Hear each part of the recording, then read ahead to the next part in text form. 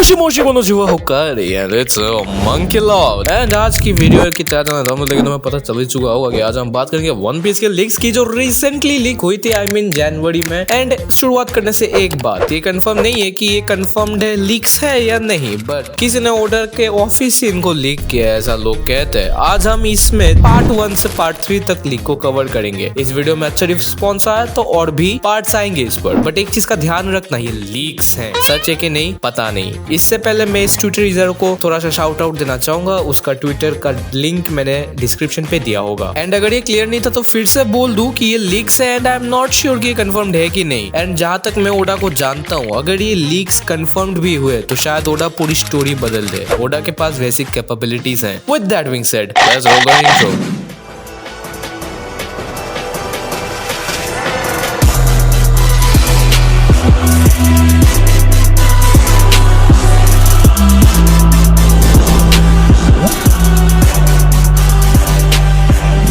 तो शुरू से शुरुआत करते पार्ट 1 से। तो पार्ट 1 में लिखा जाता है कि इन चैप्टर 1100 में लूफी टाइम ट्रेवल करके वक्त के पीछे जाता है। टू बी एग्जैक्ट 900 साल एंड 9 मंथ पहले 3 डेविल फ्रूट्स का इस्तेमाल करते हुए। जो 3 डेविल फ्रूट है फ्रैंकी के एंड लूफी के एंड बोनी के। अब फ्रैंकी का यहाँ पे स्पेसिफिकली लिखा गया है, फ्रैंकी का वो फ्रूट उसको मिलता है कुमा से जो मर गया था बोनी को बचाते वक्त। अब बोनी यहाँ पे इन्वॉल्व्ड नहीं है ऐसा बोला जा रहा है, तो क्या बोनी भी मर गई? Who knows? लेकिन तुम्हें पता है ये एक बहुत क्रेजी चीज है कि ओहारा या फिर 33 VIL में से किसी ने तो ऐसा प्रेडिक्ट किया था कि फ्रैंकी को पोपोनोमी मिलेगा, यानी निक्यू नोमी, जिसके बारे में हमें रिसेंटली पता चला कि वो फ्रूट नहीं है जो हमें लगता था, वो अलग ही फ्रूट है। एंड जब हमें उसकी रियल आइडेंटिटी पता चली तो this is legit more broken and शायद निका के बाद ये स्ट्रॉन्गेस्ट फ्रूट है अगर इसका यूजर सही हुआ तो। खैर इसके ऊपर हम बाद में बात करेंगे, लेकिन अब हम आगे बढ़ते। तो पास्ट में यानी 900 साल 9 महीने पहले लूफी जाके 2 भाइयों से मिलता है। उनमें से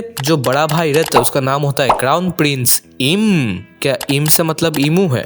वेल, और यंग प्रिंस डीरस। अब आगे पार्ट 1 के लीक में ये भी पता चलता है कि इमू को लोग प्यार से वाइज मैन कह के बुलाते हैं। Wow, Buddha reference. एंड दायरास को मंकी बोल के बुलाते हैं लोग। और उसके बाद पार्ट 1 के एंड में हमें ये पता चलता है कि इम जो है 20 कंट्रीज के साथ मिलके दायरास को कुर्सी से हटाना चाहता है, क्योंकि दायरास अकॉर्डिंग टू द लीक्स नया क्राउन प्रिंस बनेगा या फिर नया राजा बनेगा। चलो यहाँ पे खत्म होता है पार्ट 1। अब चलते हैं पार्ट 2 पर। तो पार्ट 2 की शुरुआत में एक नैरेटर आता है एंड ये वही नैरेटर है जो हमें वन पीस में हर समय कभी ना कभी मिलता है। याद है फर्स्ट एपिसोड में एक नैरेटर था, वही नैरेटर है यहाँ पे, ऐसा लिखा गया है। तो वो बोलता है ये एक प्रेजेंट डे किंगडम यानी लाफ टेल है एंड ये पूरी जगह बहुत बड़ी, इतनी बड़ी है कि वो आधी धरती समान है। अब मैं यहाँ पे एक रेफरेंस देता हूँ क्योंकि ये कंफर्म्ड हो चुका है कि Luffy is a reference to हमारे दाता विधाता हनुमान जी। इसी बात पे कमेंट्स पे जय श्री राम हो जाए। खैर जो मैं बोलने वाला था क्या है कि एक रेफरेंस है विक्रम आदित्य के ऊपर का, क्योंकि विक्रम आदित्य ने एक वक्त पर पूरी भारत नहीं बल्कि रशिया तक अपनी कंट्री बॉर्डर्स लेके गए थे according to our historians and I believe that. तो क्या ये उसका रेफरेंस है? हमें पता नहीं। नरेटर यहाँ पे बोलता है कि ये इतना बड़ा है कि ये एल्बाफ से वानो से विस्की पीक पूरे जगह को कवर करता है। एंड माइंड इट, यहाँ पे वो लाल माउंटेन्स के बारे में बात नहीं किया गया जिससे हम ग्रैंड लाइन पे जाते हैं, उस माउंटेन की बात नहीं हुई यहाँ पे, बल्कि यहाँ पे एक स्पेसिफिकली रोड स्टार को मेंशन किया गया है, क्योंकि ऐसा माना जाता है कि तुम्हें रोड स्टार पे एंट्री करना पड़ेगा वरना तुम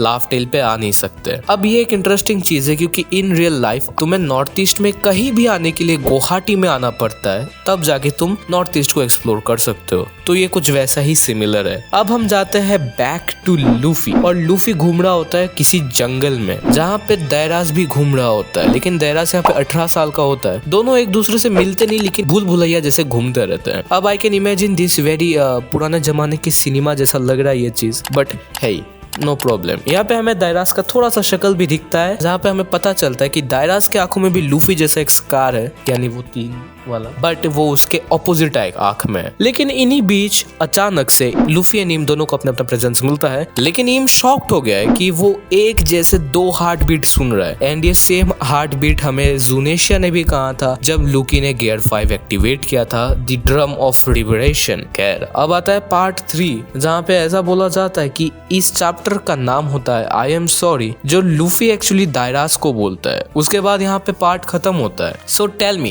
कि तुम्हें ये पार्ट अच्छा लगा एंड क्या तुम मेरे नरेशन के साथ इसको और चाहोगे? अगर हाँ तो कमेंट्स में बताओ, मैं बिल्कुल लाऊंगा। एंड ऑल्सो हमारी जो नई डेविल फ्रूट वाली सीरीज है उसका पहला फ्रूट कौन सा होना चाहिए वो भी कमेंट्स में बताओ। अगर वीडियो पसंद आई तो लाइक शेयर सब्सक्राइब सब कर देना। आई नो तुम बहुत प्यार देते हो, बट बिलीव मी अगले महीने से बहुत अच्छा कंटेंट आएगा। With that being said, I am MRJ signing off. Piece.